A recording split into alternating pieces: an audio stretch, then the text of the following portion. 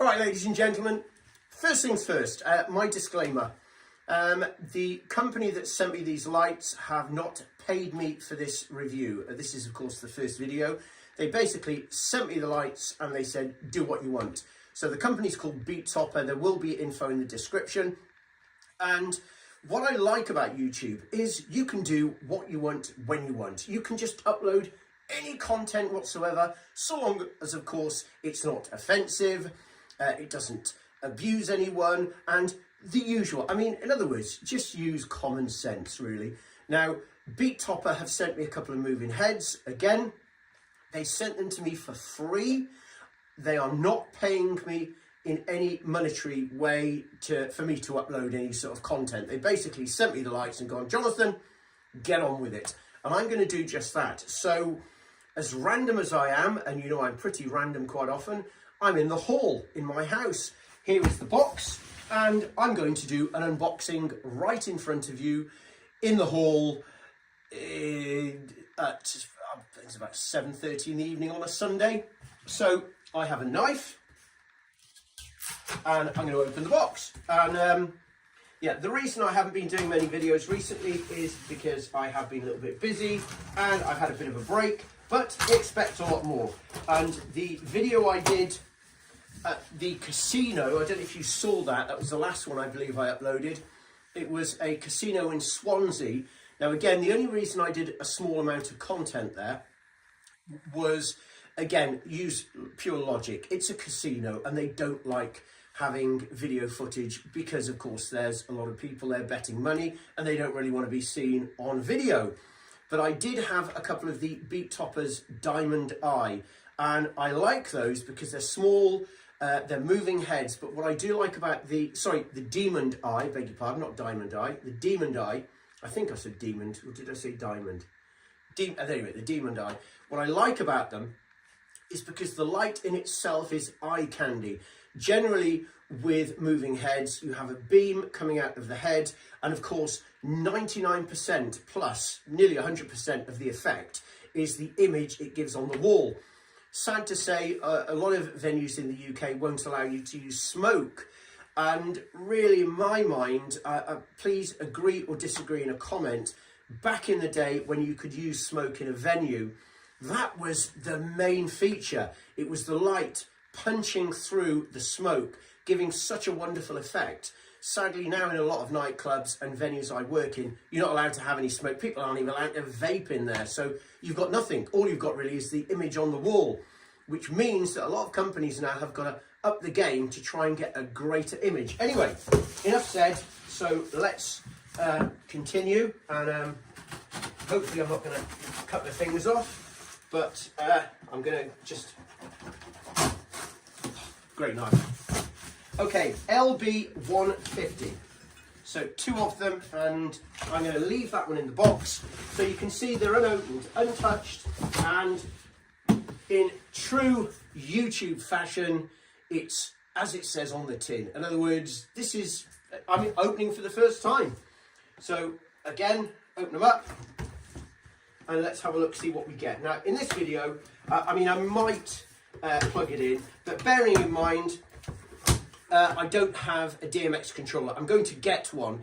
As I've said time and time again, you know, if you're going to have a moving head, really, it's a good idea to have a DMX controller. It's a little bit like having, I suppose, a DJ controller and not using the software along with the DJ controller. It'll work. You know, you can play your MP3s if you've got a USB port, but to bring it to life, you should highly recommend you download or use the software that's supposed to be used with the controller, and then all the features are there. Pretty much the same with any kind of modern day light, moving head, etc. It will turn on, it'll flash, it'll do all kinds of stuff. But to get the best effect, you've got to have a DMX controller.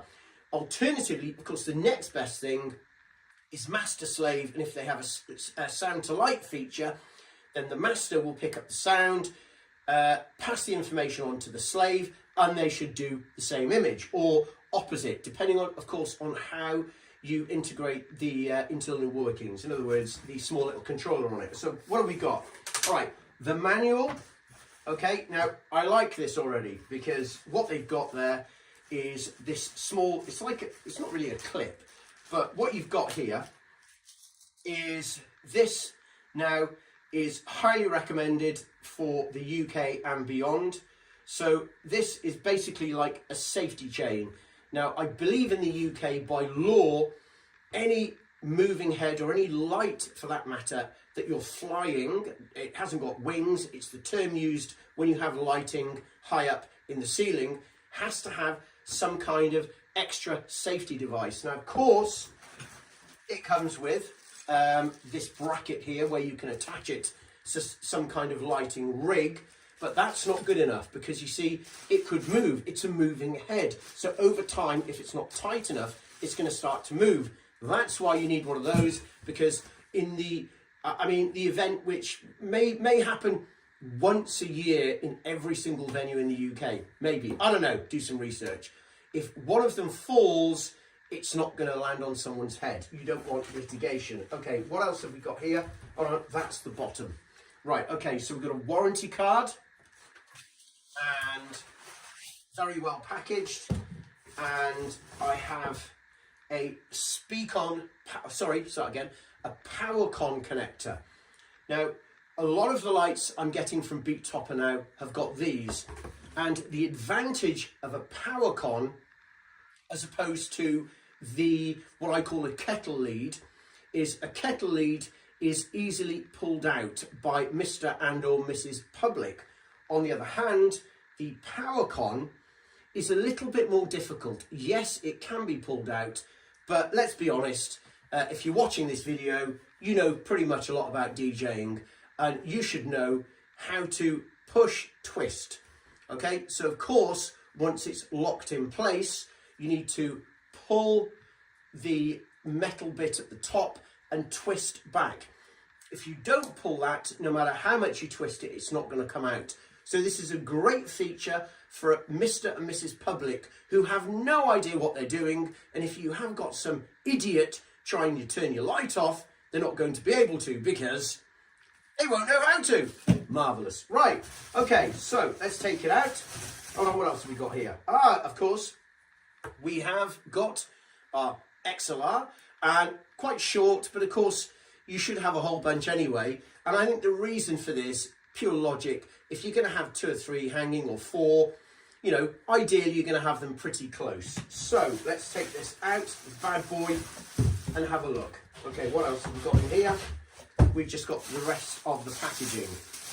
So first things first, it's pretty hefty, which means it should be good quality. And there it is. So we've got a little bit of plastic covering on the lens to keep that in good condition. We have our PowerCon in, which is blue. The white one is like a master slave. So what you can do here, basically it's like a link system. So if you've only got one PowerCon in, get yourself a bunch of white to blue, beg your pardon. And then of course you can go from white out from head 1 into blue in of head 2, white out of head 2, blue into head 3, and so on. Now there's definitely going to be an amount that you can get to, but of course that should be in the description. So don't start putting 20 of them in one go, because I mean at the end of the day you're going to be running them from one 13 amp fuse. So of course look in the instruction manual. And on the other side, that's what I like to see, a nice, by the looks of it, LCD screen, and you have your regular controls. You've got one button there to go through the settings. You have up and down to choose the settings, and then OK to confirm the settings. So, God, it's heavy. Pretty straightforward. Now, I would hazard a guess to say that yes, you can use this by itself, you know, and what I'm going to do in video 2 is we're going to be plugging it in. Now, I can see here a small, tiny, what looks like some holes. There's 1, 2, 3, 4, 5 of them, and I would say that that is going to be a microphone. Now, if I bring this a little bit closer, there it is. So there's your LCD screen. That top button there is going to be where you can run through the programs up and down and OK. So the reason we've got the programs up and down and OK is, for example, you may want to change the angle of the tan. I nearly said the tan in the pilt. Oh dear, I'm trying to be a cunny funt now, aren't I? Anyway, just think about that one. So, for example, pan and tilt. You may want, for example, to have a small pan but a large tilt. So, of course, you can go into the workings, the settings, and you can choose. You may want the moving head to run quite fast. You can do that here. Slow, you can do that here.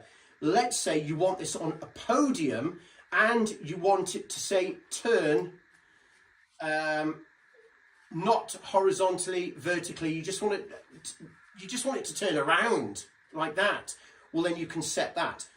Alternatively, again, if you're hanging this, then there's no point having it moving around. You want it pointing down. So, of course, all that can be done in the settings. But again, as I did say at the beginning of the video, if you've got yourself a DMX controller, then you should be able to have all singing and all dancing. Okay, so there it is. There's the manual. There it is. LB150. So this is video number 1. It looks rather good, and I'm going to have lots of fun with this. Now, again, it's from a company called Betopper. I have used a lot of their lights, and I have to admit, so far, so good. Now, a lot of people say, again, sort of a disclaimer, you know, how come, Jonathan, you never do any bad reviews? Well, it's very simple. The reason you never see any bad reviews is because if I get a piece of kit sent and I don't think it's any good, don't get me wrong, you know, I'm not the be all and end all. There'll probably be 100 people saying the product, the same one as I've had, is fantastic.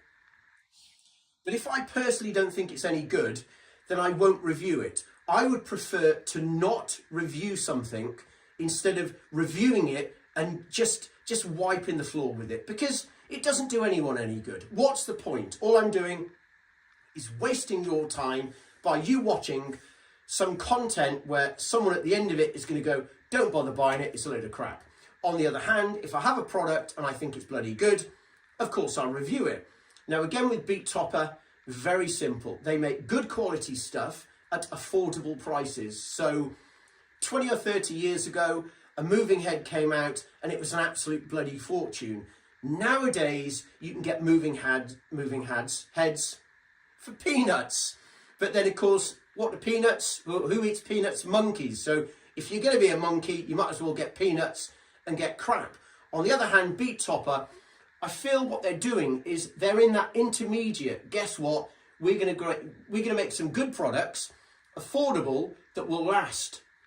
And again, I need to drill this into you. Now, this is pure logic, right? Trust me, pure logic. And I know you'll agree. If you don't agree, put it in a comment, let me know. And believe me, I'll read your comment and I'll say, yeah, I get it, or maybe not. But let's say you spend £1,000, euros or dollars on one moving head. Now, it could be brilliant. It could be 10 times better than this. But here's the deal. If it, say, breaks after 18 months or 2 years, then potentially you could be left with a very large bill to get it fixed. On the other hand, if you had €1,000, euros, dollars, and you bought, say, for example, 4 moving heads, and something went wrong after, say, a year or a year and a half, you've got 2 options. One is to use that for parts for the other one, or the other option is to maybe sell it cheap, throw it away. I don't know, your choice. But you see, the beauty about mid-price is if it goes wrong during the year, of course, like with the more expensive stuff, I believe, it depends again where you are around the world, but you should be in your legal rights to either get a new unit or get it fixed. But you're spending £1,000 on something that goes wrong after a year. It's going to cost you a lot more to get it fixed. You're spending, say, £250 on something and say it malfunctions after a year and a half. Theoretically, it shouldn't cost you that much to get it fixed.